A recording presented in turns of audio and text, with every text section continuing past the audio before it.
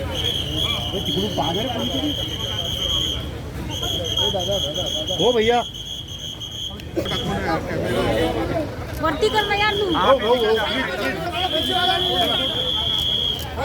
Sir sir sir sir हात इकडे की तिकडे इकडे अरे मोबाईल नको टाकून रे.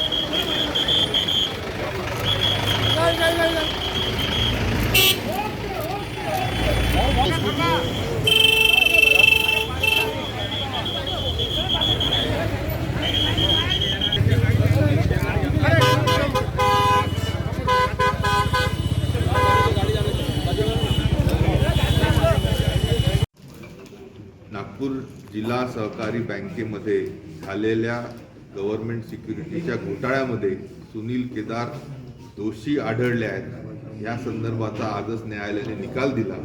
त्यांचं सदस्यत्व रद्द करावं ही प्रमुखता मागणी मी सन्मान्य सभापती विधानसभा यांना नक्कीच करतोय. ह्या घोटाळ्याच्या दोषींना न्याय देण्याचं काम न्यायालयाने केलं. सर्व नागपूर जिल्ह्यातील शेतकऱ्यांकडून नागरिकांकडून मी न्यायालयाचं मनपूर्वक आभार व्यक्त. नागपूर जिल्हा सहकारी बँकेमध्ये सन 2002 साली जो 153 कोटीचा घोटाळा झाला होता त्या संदर्भात आज न्यायालयाचा निकाल आलेला आहे. श्री सुनील केदार यांना 5 वर्षाची सजा झालेली आहे. या निकालाचं आम्ही सर्वजण मनपूर्वक स्वागत करतो. आमचे श्री ओमप्रकाशजी कांबडी आहेत. यांनी या संदर्भामध्ये PIL दाखल केली. या प्रकरणाला गती आली आणि सातत्यानं निर्भीड होऊन कोणालाही न घाबरता ते हा लढा अतिशय चांगल्या प्रकारे लढत राहिले.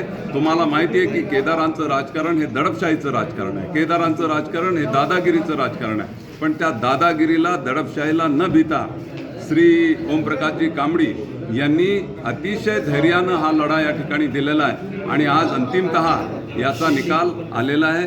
मी या निकालाचं मनपूर्वक स्वागत करतो. नागपूर जिल्ह्यातील सर्व जनतेतर्फे सुद्धा मी या निकालाचं मनपूर्वक स्वागत करतो.